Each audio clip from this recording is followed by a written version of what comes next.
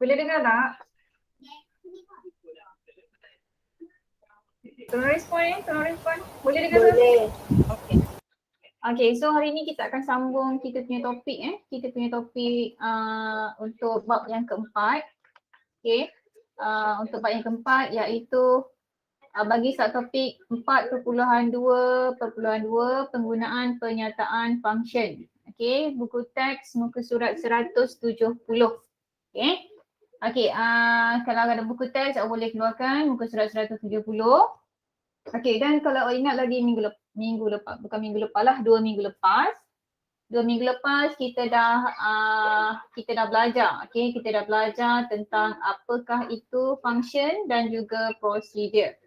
Okay, dalam struktur arahan ada dua kaedah bagaimana cara kita nak memudahkan untuk menulis kod atau cara. Okay, kalau macam tahu ni sebab kita gunakan Python, jadi kita gunakan function dan juga prosedur bagi memudahkan kita menulis kod segmen menggunakan Python. Okay, untuk hari ni kita akan sambung penggunaan pernyataan function dalam segmen kod. Okay, kalau lihat dekat dalam buku teks muka surat 170.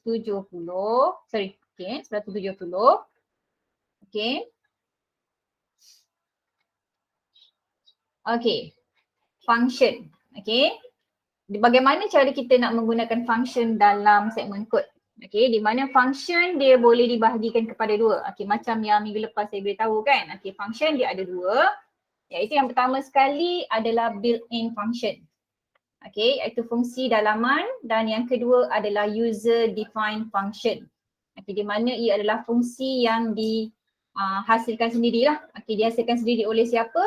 Okay, maksudnya dihasilkan sendiri oleh pembangun atau cara lah. Okay, means oleh programmer. Okay, andai kata awak yang membangunkan atau cara, maka awaklah yang akan menggunakan user defined function, means awak buat sendiri, awak tak gunakan apa yang ada dalam satu-satu bahasa pengaturcaraan.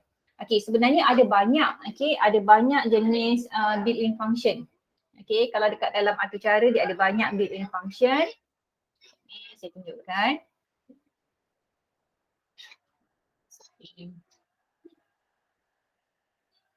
Okay, kalau dekat dalam built-in function boleh nampak saya punya screen ni? Boleh nampak sebab saya share semua sekali screen saya. Okay, ini adalah contoh yang ada dekat dalam built-in function. Okay, dia punya arahan-arahan lah. Okay, contoh kalau yang biasa kita gunakan dekat dalam Python adalah antaranya adalah input. Ini adalah arahan built-in function, input yang biasa kita gunakan dalam Python kan. Selain daripada itu, built-in function juga len, list. Okay, len maksudnya kita nak dalam satu baris kan, kita nak senaraikan. Okay, list maksudnya dalam satu senarai apakah maklumat yang ada dalam senarai. Okay, kemudian ada arahan max, okay, min. Okay, next ada print. So kita tahulah print kalau masuk dalam bahasa Melayu maksudnya adalah cetak. Okay, jadi ini adalah antara contoh, built-in function yang ada dekat dalam sesuatu bahasa pengaturcaraan. Okay, memang dia dah tersedia. Okay, means dia dah tersedia dekat dalam library sesuatu bahasa pengaturcaraan. Okay, tapi kalau user define maksudnya seorang pengaturcara tu dia boleh create dia punya function dia sendiri untuk apa. Okay, jadi kedua-dua fungsi dalaman dan juga fungsi yang dihasilkan sendiri dia ada fungsi yang sama. Dia maksudnya dia berperanan. Peranan dia sama. Iaitu dia melakukan sesuatu tugas yang tertentu. Maksudnya dia dah ada tugas yang kita tentukan lah. Itu adalah penggunaan bagi pernyataan function. Seterusnya kita lihat. Built-in function. Built-in function, kita tengok yang pertama function dalaman. Tadi saya dah beritahu kita ada dua jenis, iaitu yang pertama sekali built-in function dan yang kedua adalah user define. Kita tengok yang pertama sekali. Built-in function adalah fungsi yang sedia ada dan disimpan dalam library bahasa pengatur caraan. Dia ada library dia sendiri macam perpustakaan lah. Okey, perpustakaan dia sendiri. Okey, di mana kod sumber untuk setiap built-in function ini tidak boleh dilihat oleh pengatur cara. Okey, pengatur cara dia tak boleh lihat kod sumber dia. Okey. Okey, dan setiap built-in function mempunyai nama yang deskriptif. Nama yang tertentu lah. Okey, contoh macam print tadi, apa lagi, input. Okey, kemudian max, min, sum. Itu adalah contoh-contoh nama. Okey, contoh-contoh nama yang dapat mencerminkan tugas built-in function berkenaan. Okey, maksudnya bila kita beri arahan print, so kita tahulah print maksudnya kita nak cetak. Okey, kalau kita beri arahan input, okey, contoh dalam bahasa pengatur caraan Python. Okey, kalau input maksudnya kita nak meminta pengguna untuk memasukkan maklumat. Kan? Okey, so itu arahan bila kita tengok kita dah tahu fungsi dia untuk apa. Okey, so itu yang dikatakan sebagai built-in function. Okey, yang memang dah ada dekat dalam library bahasa pengatur caraan. Okey, seterusnya nama built-in function ini tidak boleh ditukar. Kita tak boleh nak tukar. Okey, memang dia dah ada dalam bahasa Inggeris, kita tak boleh nak gunakan dalam bahasa Melayu. Okey, tiba-tiba kita kata cetak dalam kurungan. Tak boleh. Sebab memang dia dah ada dah dia punya tugas dia sendiri. Okey. Sebagai contoh dalam pengatur caraan Python, fungsi input dan fungsi output ialah built-in function yang sering digunakan. Okey, jadi awak dah belajar masa tingkatan 2 dulu. Kalau katakan nak minta pengguna untuk memasukkan maklumat, memang awak gunakan kod arahan input. Fungsi input. Okey, kalau katakanlah awak nak meminta pengguna, kalau katakanlah awak nak cetak, okey, memberi arahan untuk mencetak hasil, kan, mencetak hasil, jadi kita gunakan arahan print. Sebab dia memang dah ada dekat dalam library bahasa pengatur caraan. Okey, dan tugas yang dilakukan oleh built-in function ini yang dibekalkan adalah terhad dan ringkas. Maksudnya dia punya tugas dia memang ringkas lah. Kalau kata input memang dia untuk memasukkan data. Kan, memasukkan data ataupun maklumat. Okey, kalau katakan print maksudnya memang dia untuk mencetak. Okey, maksudnya satu tugas untuk satu arahan. Okey, so itu adalah apa yang dikatakan sebagai built-in function ataupun fungsi dalaman. Okey, kita tengok seterusnya. Okey, yang seterusnya apa yang dikatakan kat sini? Okey, bagi kebanyakan masa, okey, untuk bahasa pengatur caraan. Okey, bila kita mula nak menulis, menulis bahasa pengatur caraan, okey, sebelum sesuatu built-in function digunakan, okey, sebelum dia boleh digunakan. Okey, nama file library di mana built-in function disimpan. Okey, kita kena nyatakan terlebih dahulu di bahagian atas atur cara. Kita kena letakkan macam ada satu arahan bahawa kita punya bahasa pengatur caraan itu menggunakan built-in function. Dia ada dia punya kata kunci dia lah. Means kita boleh tengok bila kita lihat saja kod segmen atur cara, daripada apa yang terpapar kita boleh kenali. Okey, kita boleh kenal pasti sama ada atur cara tersebut dia menggunakan built-in function ataupun mungkin user defined function. Dia ada ciri-ciri dia sendiri. Okey, di mana dalam pengatur caraan Python terdapat sekumpulan built-in function yang boleh digunakan secara terus tanpa menyatakan terlebih dahulu nama file, library di mana fungsi berkenaan disimpan. Kadang-kadang ada jugalah. Okey, maksudnya kita boleh guna teruslah. Kita boleh guna tanpa kita nyatakan di mana fungsi berkenaan disimpan. Itu bergantung kepada sesuatu sistem yang kita nak bangunkan. Okey, kita lihat pada contoh. Kita lihat pada contoh. Penggunaan built-in function dalam bahasa pengatur caraan Python. Kalau lihat dalam gambar rajah dalam jadual 4.1 ni kan. Dalam jadual 4.1 kita boleh nampak ada maklumat tentang ID murid. Ada nama murid. Ada nama subjek BM, BI, Mathematics, Science. Dan ada maklumat tentang markah. Kita boleh nampak dekat sini. Jadi daripada jadual ini sebenarnya kita boleh menggunakan built-in function. Seperti sum. Sum maksudnya jumlah. Okay, kemudian kita boleh juga gunakan built-in function max, min dan juga index. Okay, so sum tu jumlah. Okay, max mungkin markah yang paling tinggi, maksimum. Min adalah markah yang paling rendah, paling minimum dan juga index. Index maksudnya senarai. Okay, senarai nama bagi mendapatkan nama murid yang memperoleh jumlah markah tertinggi dan terendah. Okay, maksudnya daripada jadual ini kita boleh manipulate, kita boleh dapatkan. Okay, kita boleh dapatkan maklumat dengan menggunakan built-in function. Okay, maksudnya kita kena type dia punya kod lah, kod atau cara dia lah. Okay, jadi jadual 4.1 menunjukkan markah yang diperoleh oleh 5 murid bagi 4 mata pelajaran. Okay, sebagai contoh kita ada 1, 2, 3, 4, 5. Ada 5 orang murid ni.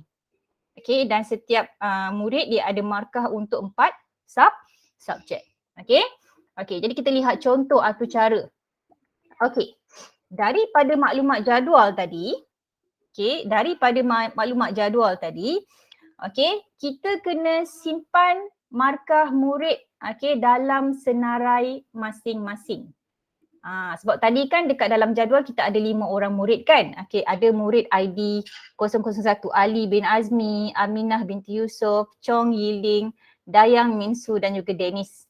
Jadi sebelum kita buat kod atau cara, kita kena senaraikan markah dia dulu. Contoh dia punya kita akan buat satu arahan untuk menyimpan markah setiap murid dalam senarai. So murid pertama kita letakkan dia punya pemboleh ubah sebagai murid 1 lah. Dengan dia punya markah.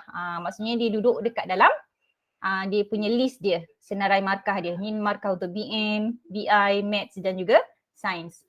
Diikuti dengan murid 2, murid ketiga, murid keempat, murid kelima. Sebab dalam senarai kita cuma ada 5 orang murid. Jadi semua markah bagi setiap murid mesti disimpan dalam senarai masing-masing. So dia tak adalah orang kata bercampur, walaupun kalau lihat dekat sini kan. Markah 78 dengan kat sini ada pun markah 78, dia markah yang sama tapi dia berada pada senarai pelajar yang berbeza. Berada pada senarai pelajar yang berbeza. Kemudian langkah yang kedua. Tadi kita dah simpan markah. Kita simpan markah murid dalam senarai. Kan? Kemudian yang kedua, langkah yang kedua adalah langkah di mana kita perlu menyimpan nama setiap murid dalam urutan senarai nama. Kita susun senarai nama murid dalam satu list. So jadi kita create satu lagi pemboleh ubah. Pemboleh ubah yang kita pilih contoh sebagai nama. Sebab kita nak merujuk lah, kita nak simpan nama. Dan bila kita nak simpan nama, kita kena pastikan bahawa maklumat yang disimpan adalah sama dengan senarai yang ada tadi. Kan? Mula-mula tadi adalah Ali bin Azmi, kemudian Aminah binti Yusof, Chong Yiling, Dayang Minsu, Dennis, anak lelaki Kati Gasu. So make sure dia kena sama lah. Dan kena ingat bila dia merujuk kepada nama, dia mesti dia menggunakan string kan. String dia mesti kena letak dalam inverted comma tu. Ali bin Azmi, koma, kemudian Aminah binti Yusof, Chong Yiling, Dayang Minsu dan juga Danish, anak lelaki Kati Gasu. Jadi nama semua murid harus disimpan dalam satu senarai mengikut tertib senarai markah. Dia tak boleh lah. Sebab Ali bin Azmi adalah murid yang pertama kan, ikut dalam senarai, tiba-tiba kita letak nombor 2. Jadi tak boleh lah, maksudnya kita kena ikut data dalam senarai, mengikut tertib senarai markah. Dia mesti ikut yang atas ni. Dia mesti ikut senarai untuk markah yang atas ni. So kita tahulah, murid 1 ni merujuk kepada Ali bin Azmi. Murid 2 ni merujuk kepada Aminah binti Yusof. Dan seterusnya murid ketiga, murid keempat dan juga murid yang kelima. So kita dah simpan. Ini proses kita menyimpan dulu kita menyimpan maklumat terlebih dahulu. Kemudian bila kita dah simpan, sekarang kita nak mula menggunakan. Dekat sinilah baru kita nak gunakan fungsi bagi built-in function. Yang pertama sekali tadi macam kita mengisytiharkan dulu, kita simpan dulu dia punya maklumat. Okey, maklumat yang ada. So langkah yang ketiga adalah contoh bagaimana kita menggunakan fungsi built-in function. Okey, di mana kita nak jumlahkan markah setiap murid. Kita nak jumlahkan markah setiap murid. Okey, biasanya kalau yang awak biasa buat kan, okey, biasanya kita akan tambahkan markah 87, 70 tambah 80 tambah dengan 78 kan. Itu biasalah langkah yang biasa kita buat. Okey. Tapi sekarang ni kita nak jumlahkan semua sekaligus. Okey, untuk murid 1, murid 2, murid 3, murid 4 dan juga murid yang ke-5. Okey, jadi apa yang kita buat? Okey, dekat sini kita kena pilih lagi pemboleh ubah mewakili jumlah markah untuk setiap murid. Kalau tadi kita memilih pemboleh ubah untuk menyimpan markah. Okey, sekarang kita memilih pemboleh ubah untuk menjumlahkan markah bagi setiap murid. Sebagai contoh jumlah untuk jumlah 1. Jumlah 1 merujuk kepada murid yang pertama tadi. Iaitu Ali bin Azmi kan. Okey. Dan kita terus menggunakan dia punya built-in function. Kita tak guna tambah 87 tambah 70 tambah 80 tambah 78. Tapi kita guna terus function sum. Okey, kita gunakan function sum sahaja. Sum murid 1. So dia merujuk. So dia akan keluarkanlah, dia akan terus calculate lah nanti. Okey, sebab kita dah beri arahan built-in function murid 1. Okey, murid 1 maksudnya dia mewakili data markah 87, 70, 80 dan juga 78. Okey, di mana kalau kita lihat keterangan dekat sini, okey, senarai markah setiap murid akan dihantar ke built-in function sum dan nilai yang dipulangkan iaitu jumlah markah disimpan dalam pemboleh ubah yang sepadan. So kita akan panggil, dekat sini maksudnya kita akan panggil maklumat untuk menjumlahkan markah bagi murid yang pertama. Hasil dia akan dipulangkan kepada pemboleh ubah yang sepadan. Okey, apa pemboleh ubah yang sepadan? Tadi kita dah isytiharkan jumlah 1 lah. Okey, jumlah 1 merujuk kepada murid 1. Jumlah 2 merujuk kepada murid 2. Okey, jadi bila kita nak jumlahkan markah setiap murid, contoh kalau katakan murid yang pertama, so jumlah 1 adalah sum murid 1. So dia tambahkan 87 tambah 70 tambah 80 tambah dengan 78. Okey, so jumlah dia akan jadilah jumlah 1 sama juga dengan hasil tambah tadilah. Okey? Okey, jelasnya dekat sini? Okey. Sekejap saya ambil saya punya charger saya dia nak habis dah bateri. Kejap, tunggu kejap.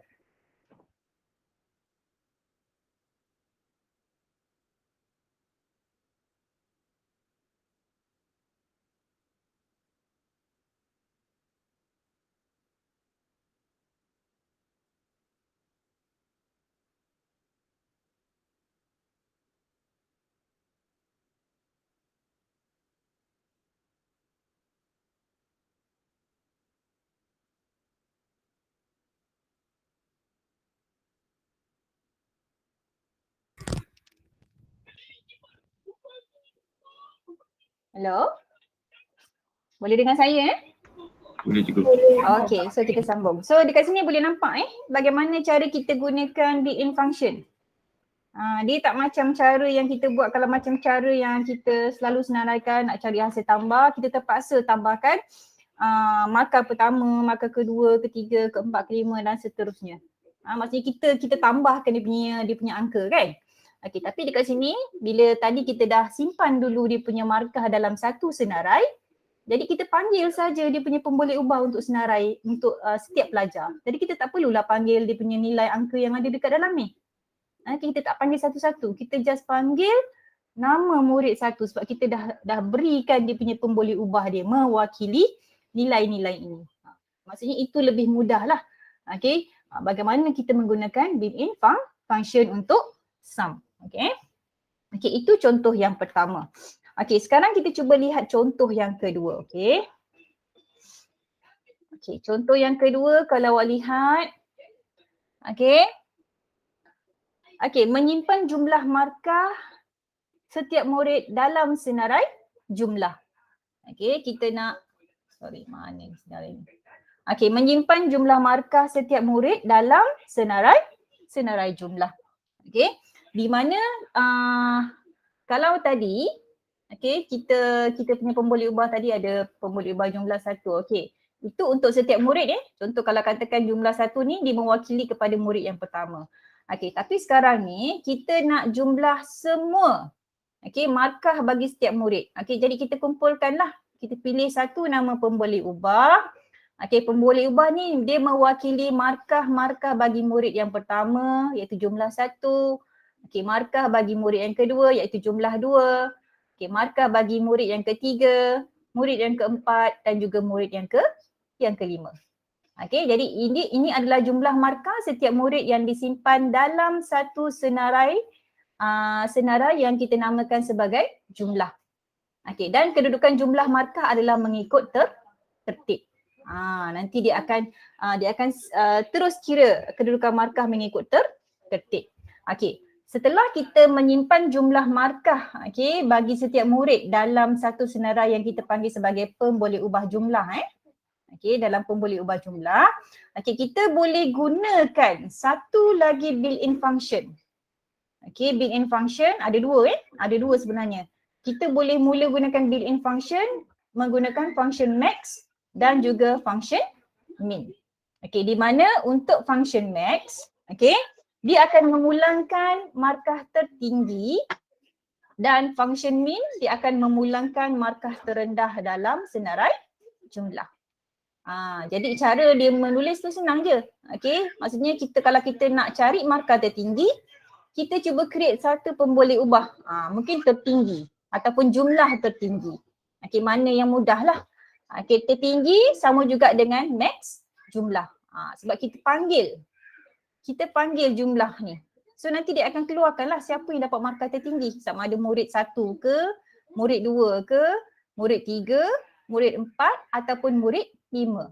Sebab tadi dekat dalam pemboleh ubah dekat sini dia dah siap-siap dah. Dia dah ada dah markah. Okey, dia ada dah markah untuk jumlah bagi murid 1, 2, 3, 4 dan 5. Cuma bila kita panggil saja tertinggi, automatik dia akan keluarkanlah dia panggil jumlah. Dia tak akan panggil jumlah 1. Kan? Tapi dia akan panggil jumlah dekat sini. Okey? Okey, sama juga kalau katakan kita nak cari markah terendah. Okey, bila kita nak cari markah terendah, kita gunakan built-in function min. Min minima lah. Okey, dan kita rujuk. Okey, dari mana? Okey, dari mana argument dia yang kita panggil. Kita panggil dari mana? Min kita panggil jumlah, dia akan keluarkanlah. Okey, markah terendah daripada senarai yang ada dalam jumlah. Okey. Okey. So kita tengok dia punya the next one. Okey, nanti saya akan tunjukkanlah dia punya contoh lah. Contoh dia nanti kita akan tengok Okey, dalam muka surat 172 tu dia ada, nanti saya akan tunjukkan jugalah. Okey, kemudian itu yang ketiga. Okey, ketiga kita dah gunakan mula-mula tadi kita dah cari jumlah, kita dah cari yang tertinggi dan juga yang terendah. Okey. Okey, langkah yang seterusnya kita juga boleh menggunakan built-in function. Okey, maksudnya kita menggunakan sub function untuk mencari indeks. Kita mencari indeks. Okey, maksudnya kita nak mencari indeks yang paling tinggi.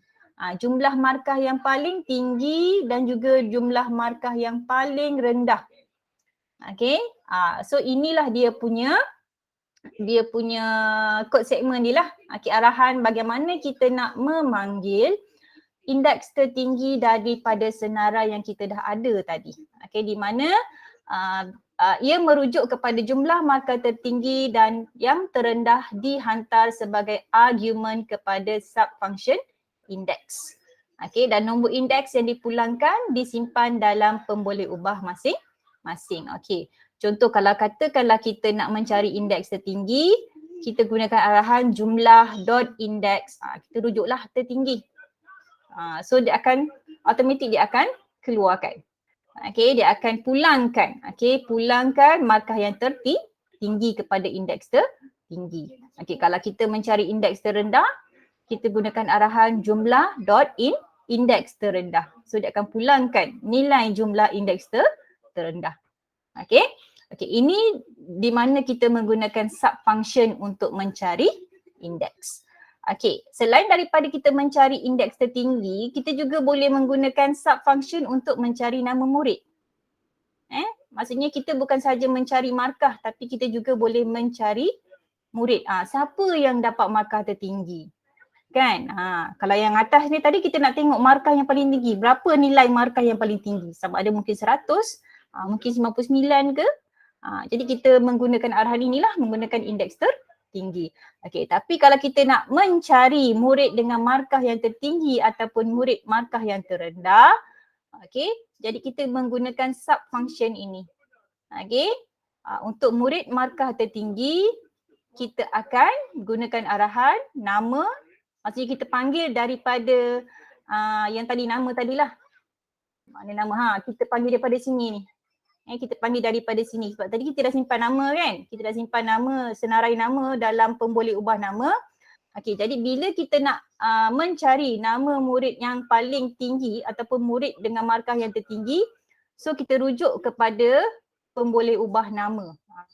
Kita akan merujuk kepada pemboleh ubah nama. Okey, dan kita nak mencari indeks tertinggi. Kan? Kita nak mencari indeks tertinggi.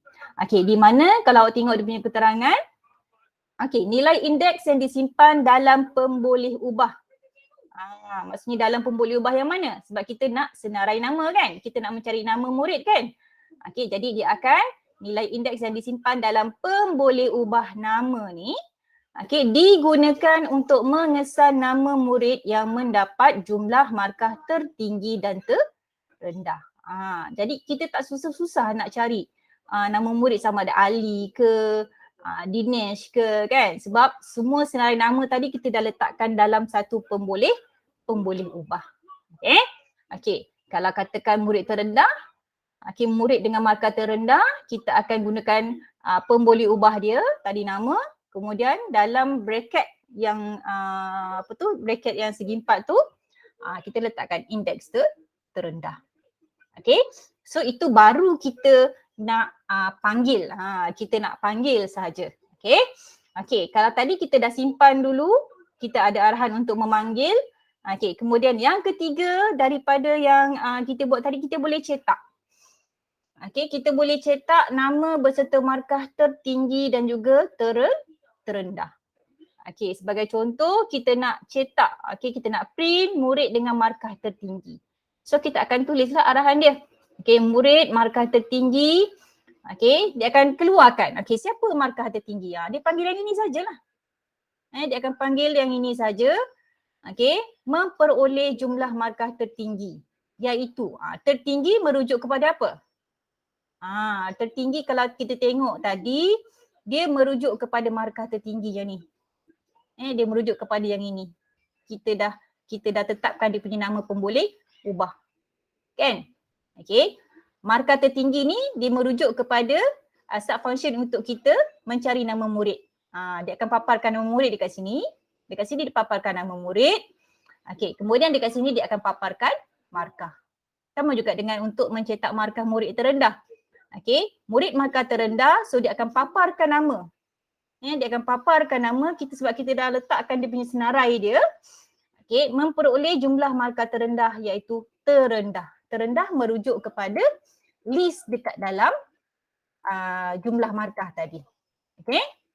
Okey, itu cara bagaimana kita menggunakan built-in function. Okey, contoh dia. Okey, saya dah pernah buat dah ni. Okey, saya tunjukkan pada awak kalau tak hilang lagi lah dia punya ni. Sekejap saya open.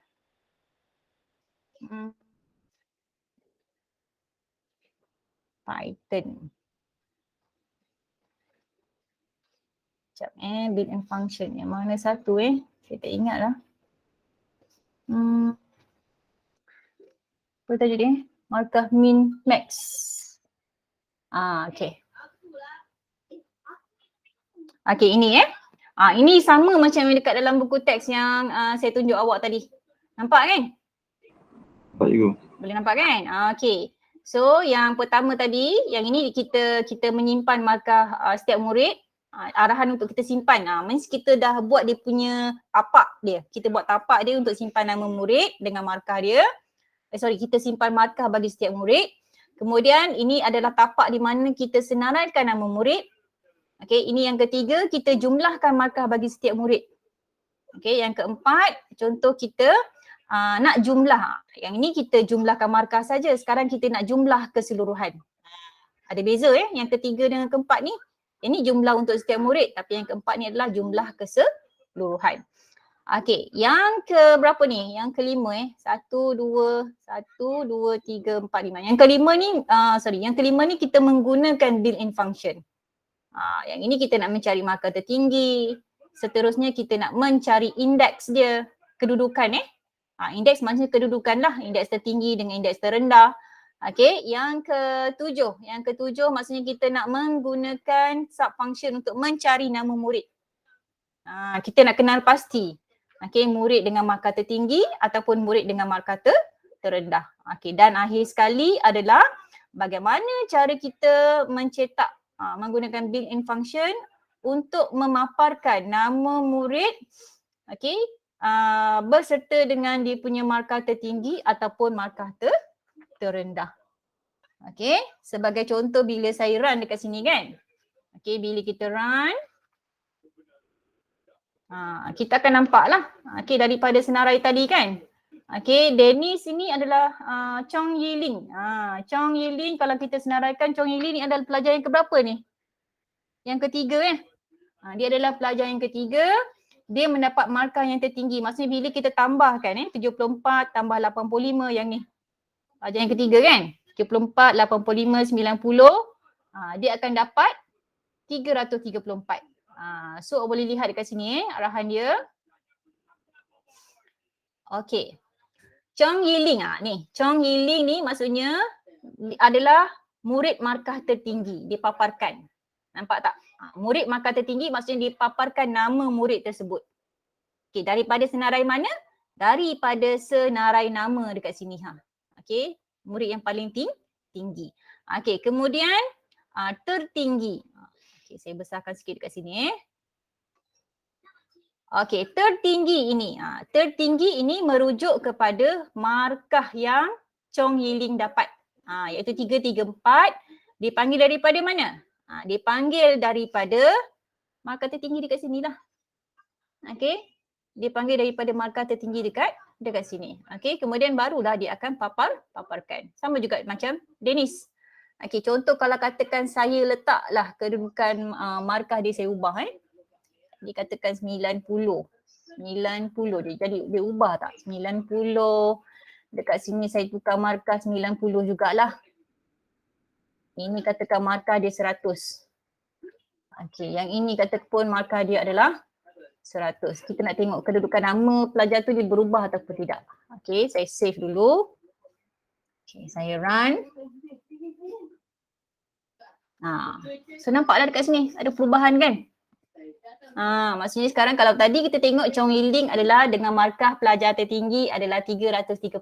Tapi bila kita ubah, saya ubah dekat sini saja. Saya ubah pada markah saja. Automatik dia akan berubah lah. Itu Ali bin Azmi memperolehi jumlah markah tertinggi iaitu 380. Okey. Kalau ikut keadaan biasa kita gunakan, ini yang paling ringkas maksudnya dia lebih mudah lah. Kita hanya ubah pada satu bahagian sahaja. Kalau kata saya nak ubah markah, saya pergi pada markah. Kalau katakan saya nak ubah nama pelajar, saya akan pergi pada function nama pelajar sahaja. Okey, saya tak perlu tukar pada sini lagi dah. Kan pada jumlah automatik sebab dia dah panggil daripada markah yang kita simpan dekat dalam murid 1, 2, 3, 4, 5. Saya cuma akan ubah pada satu bahagian sahaja. Okey, itu lebih mudah lah. Jadi dia maksudnya kita tak perlu pergi pada setiap baris. Sebab kita tahu kita nak ubah markah kan. Jadi kita pergi pada function markah. Okey, pada function markah. Kita tak perlu pada yang lain-lain sebab yang lain dia tak berkaitan dengan maklumat.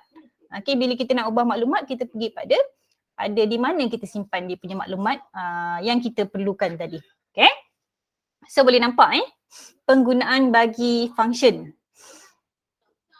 Penggunaan bagi function, bagaimana dia memudahkan, sebab dia kalau konsep yang biasa, kalau atur cara banyak, kalau kita tak menggunakan built-in, maksudnya kita tak menggunakan function, maksudnya dia akan berada bersepah-sepah, kedudukan dia mungkin tak teratur. Tapi dengan adanya function, jadi mudah untuk kita kenal pasti di mana kita perlu membuat perubahan. So itu tentang built-in function. Ada pertanyaan tak untuk built-in function? Tak ada juga. Tak ada, Tadi built-in function. Sekarang kita lihat yang kedua.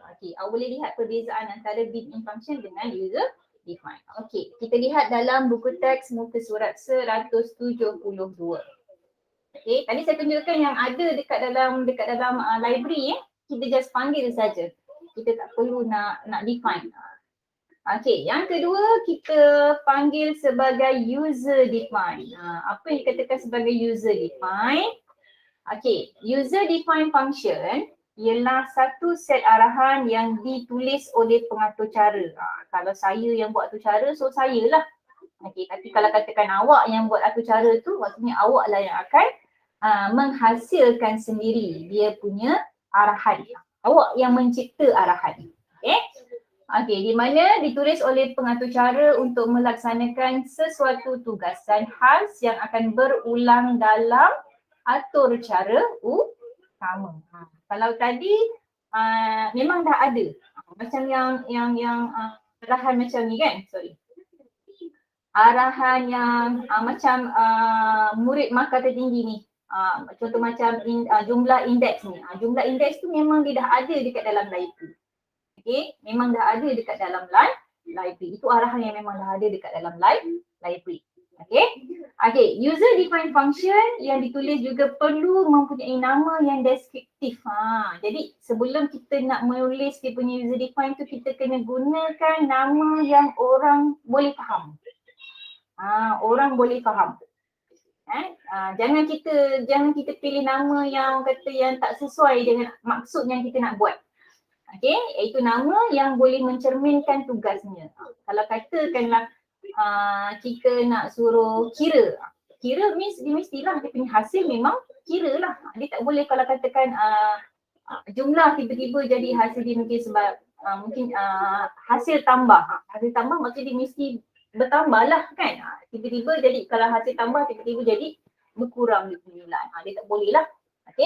Dan lazimnya user define function ditulis kerana ketiadaan built-in function yang dapat memenuhi kehendak pengatur cara.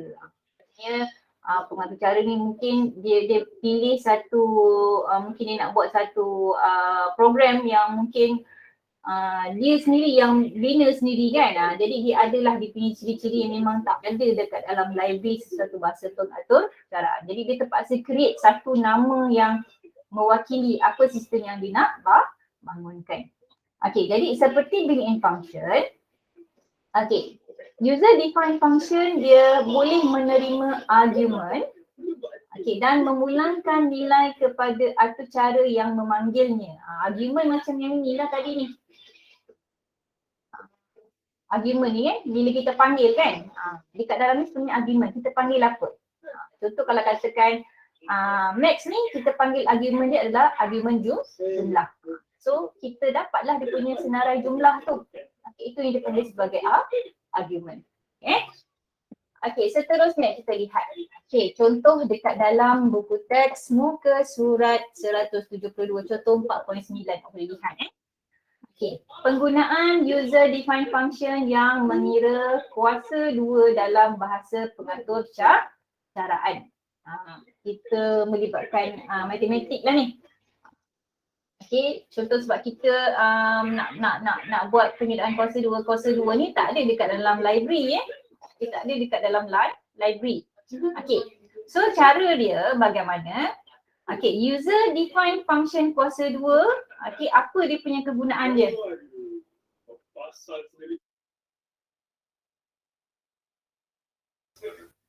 Okay, user define kuasa 2 ni sebagai contoh bila dia menggunakan user define, maksudnya dia gunakan maksudnya fungsi kuasa 2 ni dia akan menerima nilai argument yang dihantar dan dia akan menyimpannya dalam parameter X.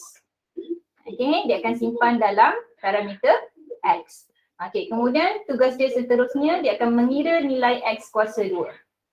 Okay, dia akan kira X kuasa 2 dan kemudian dia memulangkan hasil kiraan kepada penyataan kod yang meminta kiraan ini.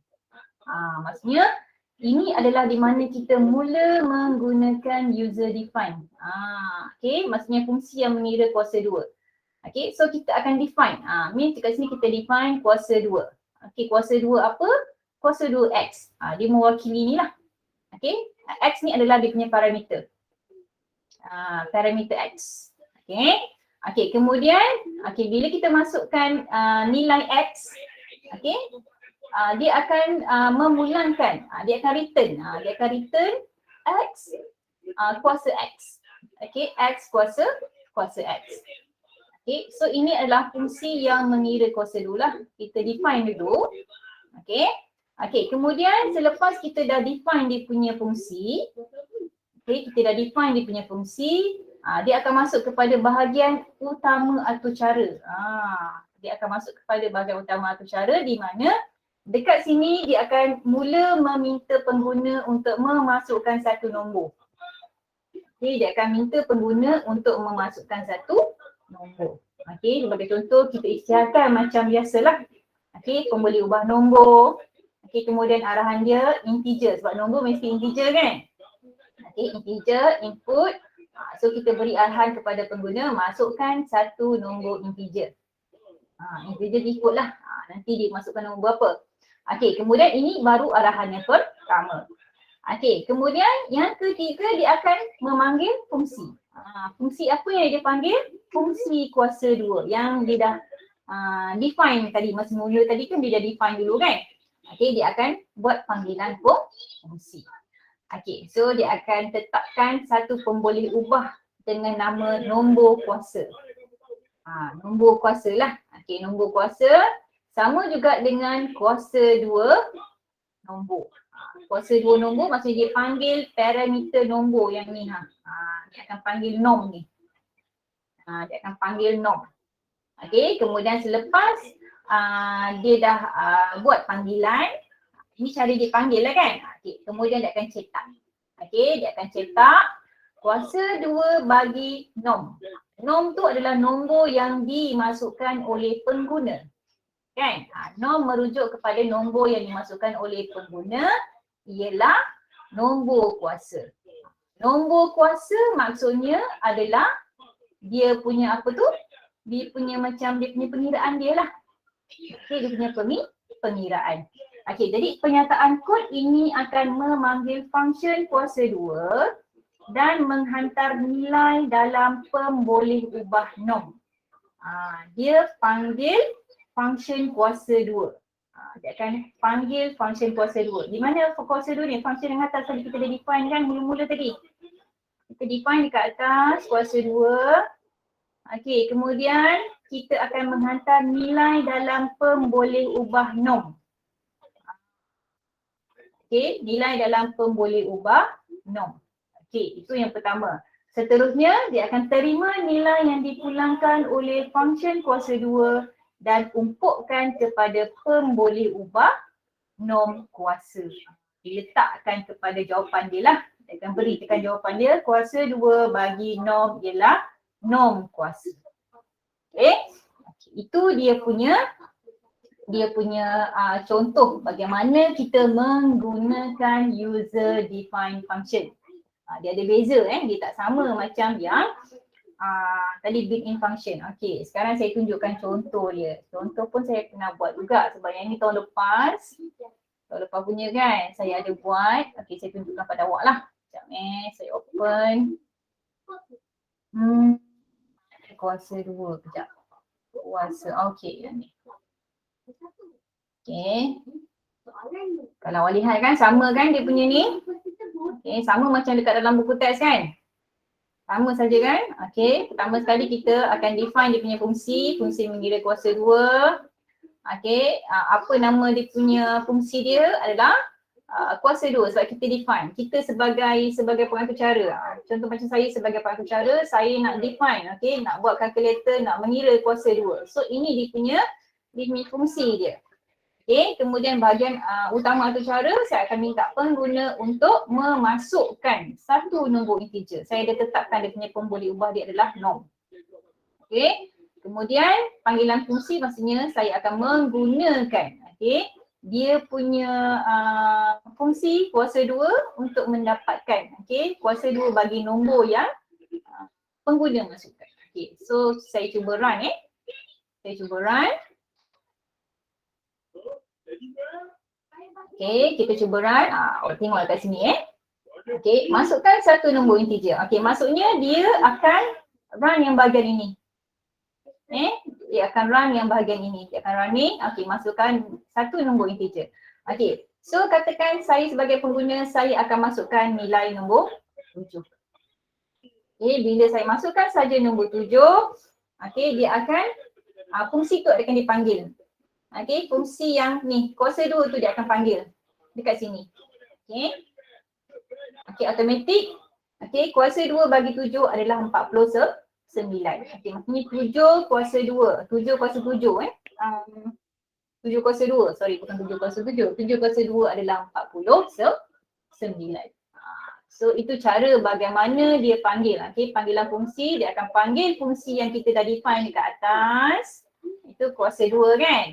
Okey, kemudian dia akan kuasa 2 kan nombor yang dimasukkan oleh pengguna. Kalau katakan 7 dikuasakan lah. Dia akan kuasa 2 kan nombor 7. Okey, lepas dia dah kuasa 2 kan nombor yang dimasukkan oleh pengguna, dia akan cetak. Okey, kuasa 2 bagi norm. Norm adalah nombor 7 yang tadi pengguna masukkan. Okey, ialah norm kuasa. Okey, norm kuasa maksudnya dia dah kuasa 2 kan nombor yang dimasukkan oleh pengguna dekat sini. Okay, so itu adalah contoh bagaimana situasi yang berlaku apabila kita menggunakan built-in function ataupun bila kita menggunakan menggunakan apa nama dia? Built-in function. Yang ni adalah user defined function. Mula tadi adalah built-in function. Okay, yang ini adalah contoh bagi user defined. Sebab kuasa 2 dia tak ada dalam library. Kuasa 2 ni adalah yang kita nak cipta sendiri. Ataupun kalau katakan awak nak buat user defined bagi kuasa 3. Kalau kuasa 3 contoh kita boleh tukar lah. Contoh kalau kat sini adalah kuasa 3 maksudnya macam mana? Dia akan berubah lah. Okay, dia akan jadi kuasa 3 bagi satu nombor. Okay. Okay, so ada pertanyaan untuk yang ini? Ada tak? Ada ke tiada? Cikgu. Yep. Kalau kita nak guna user define ni, selain daripada situasi nak buat pengiraan kuasa 2, kita boleh buat apa lagi? Macam selain daripada kita nak buat macam matematik kan, macam kuasa 2, ada banyak lagi sebenarnya. Contoh kalau katakan kita nak susun nombor kan? Contoh kalau katakan kita nak buat susunan nombor yang kita ada susunan nombor kan, kita nak kira nombor yang terkecil dengan nombor yang terbesar. Yang mana nombor terkecil dengan mana nombor yang terbesar pun kita boleh gunakan user define. Sebab nombor terkecil tu dia tak ada dekat dalam library pengatur caraan. Betul tak? Ini kita maksudnya kita buat satu user define ni memang tak ada dekat dalam pengatur caraan. Selalu macam melibatkan matematik lah. Maksudnya especially kalau katakan kita menggunakan bahasa Melayu. Sebab kan kuasa 2 tu dalam bahasa Melayu kan. Dekat dalam library dia tak ada. So dia tak faham. That's why kita kena create satu function. Satu function kuasa 2. Ataupun kalau katakan kita nak buat sifir. Sifir 13 sebagai contoh kan. Pun tak ada nama sifir 13 tu. Jadi kita boleh create sendiri. Okay? Okay. Okay, so itu contoh dia Contoh bagi user define dengan built-in built-in function. Okay, sebenarnya dalam contoh 4.10 pun ada juga tu. 4.10 adalah contoh di mana kita menggunakan user define untuk membandingkan nombor dalam bahasa pengaturcaraan.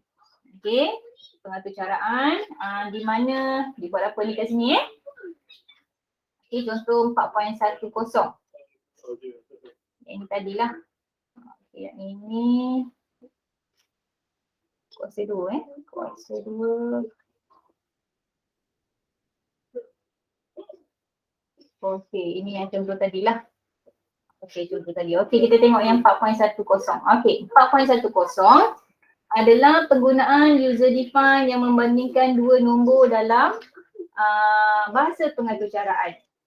Sebab contoh macam yang tadi kita buat user define adalah kuasa 2 kan.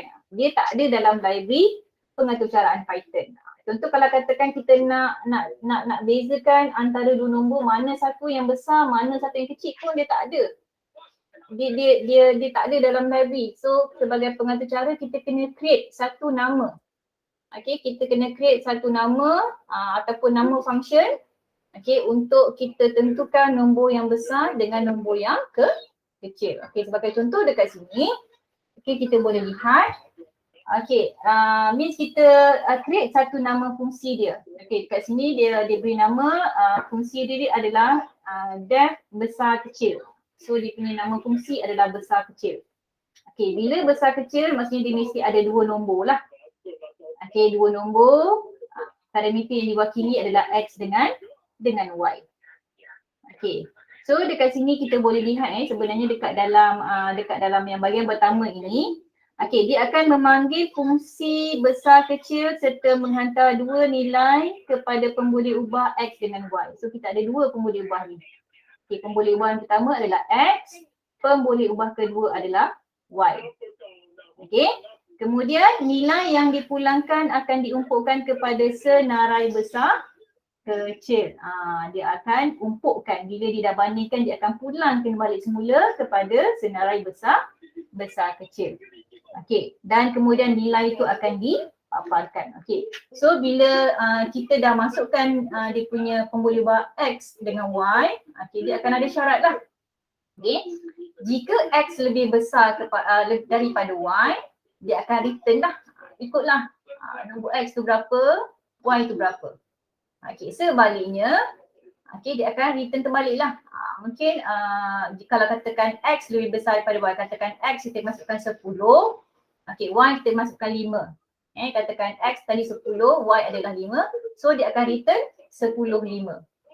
Okay, tapi kalau sebaliknya, okay, sebaliknya dia akan return YX. Diikut kepada nombor yang pengguna masukkan.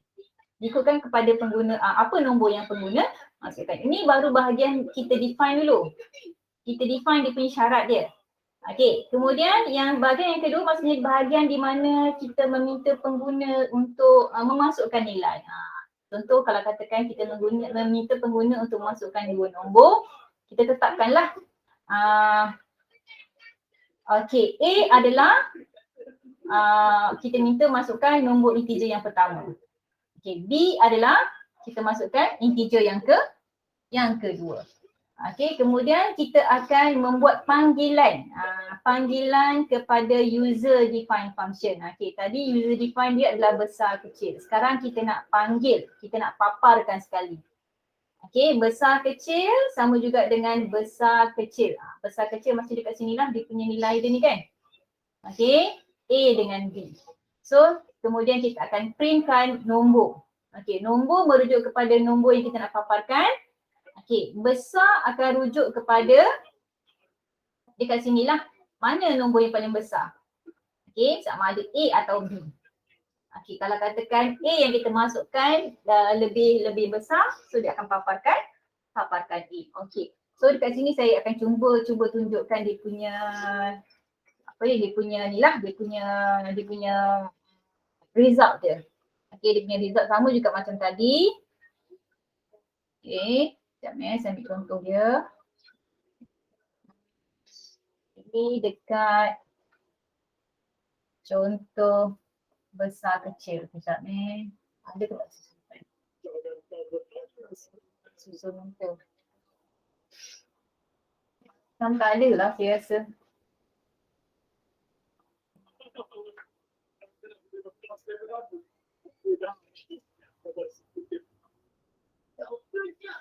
Okey, sebenarnya dekat sini kalau dekat dalam contoh buku teks kan.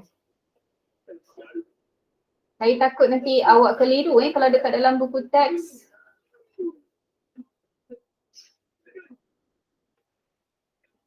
Dekat dalam buku teks, dia kata dia punya nilai dia A dengan B kan. Okey, saya takut keliru. Okey, jadi kat sini saya tukarkan X pada Y lah. X dengan Y. Okey, X maksudnya rujuk kepada nombor yang kita nak masukkan. Tapi kita boleh je gunakan pun boleh ubah apa-apa pun. Okey. Okey, sama macam yang coding yang ada dekat dalam buku teks ni bila saya run Okey, contoh saya run. Okey. Masukkan nombor integer yang pertama. Nombor integer yang pertama dia ikutlah. Okey, sebab kita nak bandingkan dua nilai kan. Okey, katakan saya masukkan nilai yang pertama adalah 78. Okey, kemudian dia akan minta masukkan nombor yang kedua. Katakan nombor yang kedua saya masukkan 56. Ini baru dia pergi pada bahagian atur cara yang utama.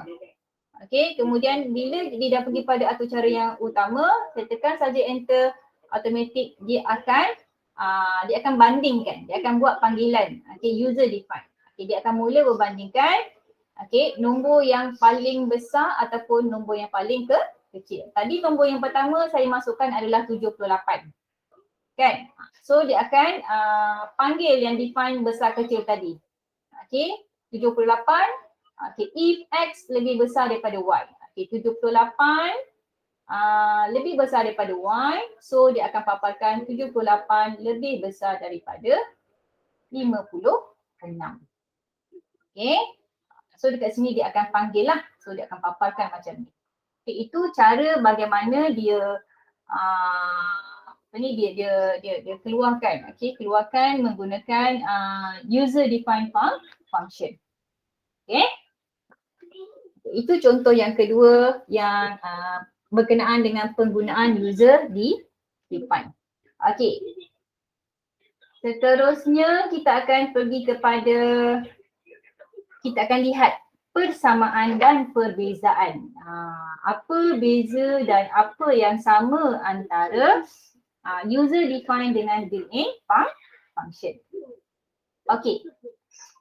Okey, kita boleh lihat dekat dalam buku teks muka surat 174. Okey, muka surat 174.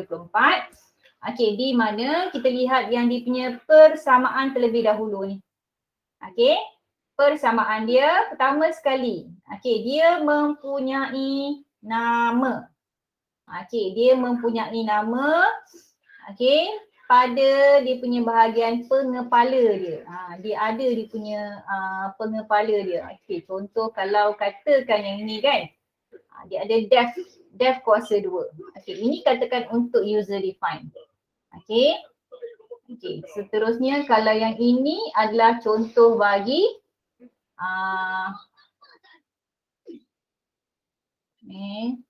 dia ada dia punya pengepala dia.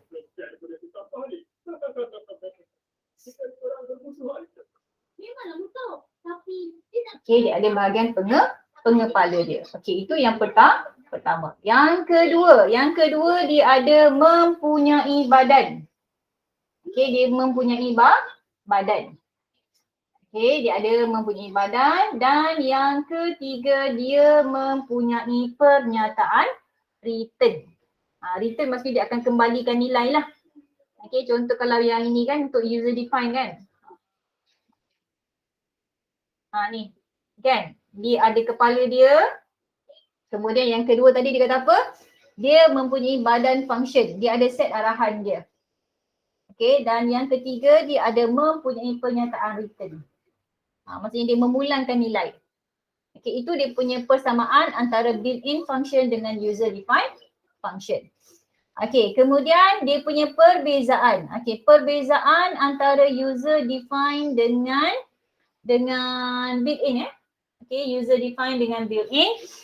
Okey, kalau untuk user defined, Okay, untuk user define dia ditulis oleh pengatur cara.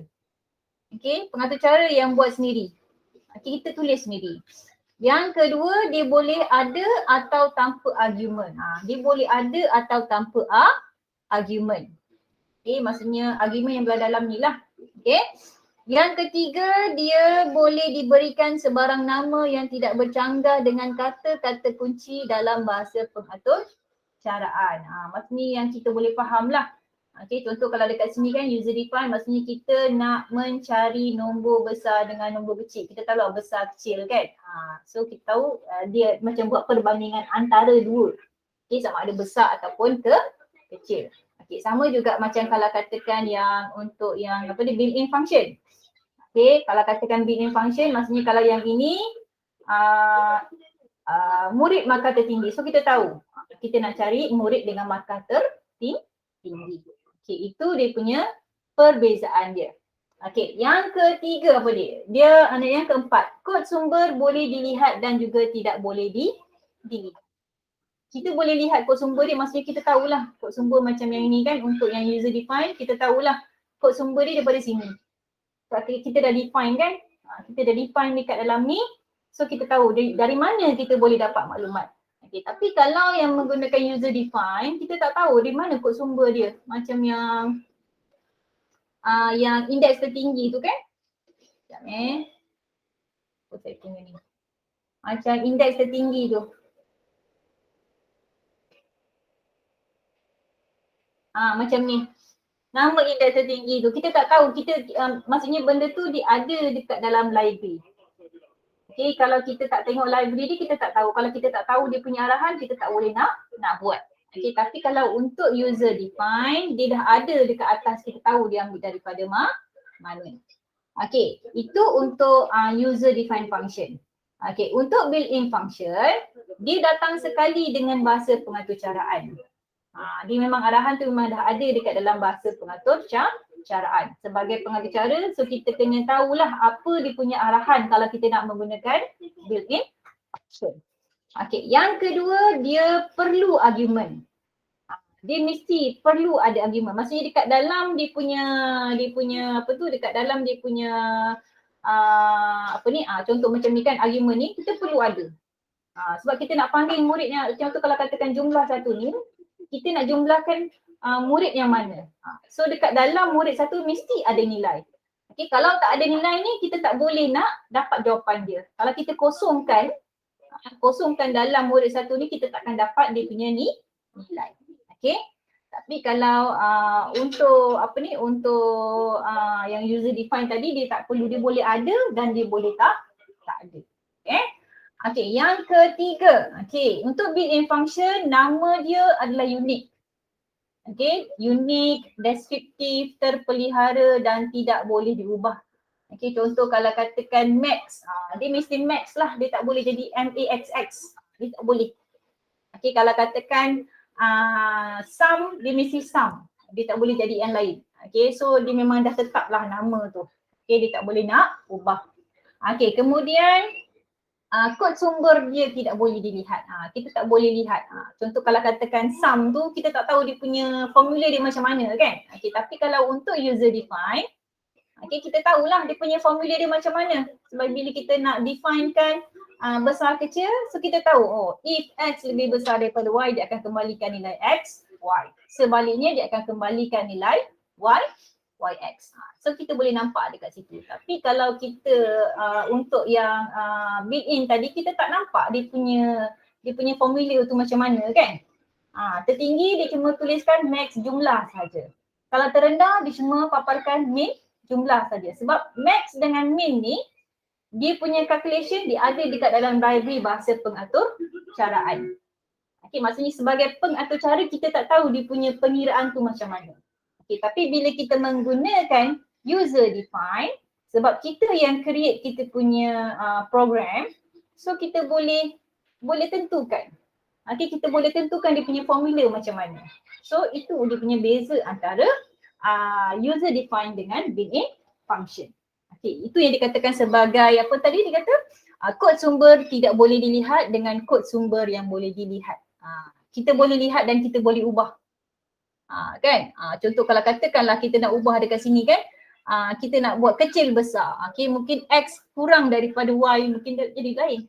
Dia ikut kepada kita lah. Sebab kita yang buat dia punya sistem tu kan. Jadi kita boleh ubah sesuai ikut siapa yang membangunkan sesuatu program tersebut. Okay. So itu beza antara user define dengan built-in. Built-in function. Okay, ada pertanyaan untuk bahagian yang ini? Ada pertanyaan tak?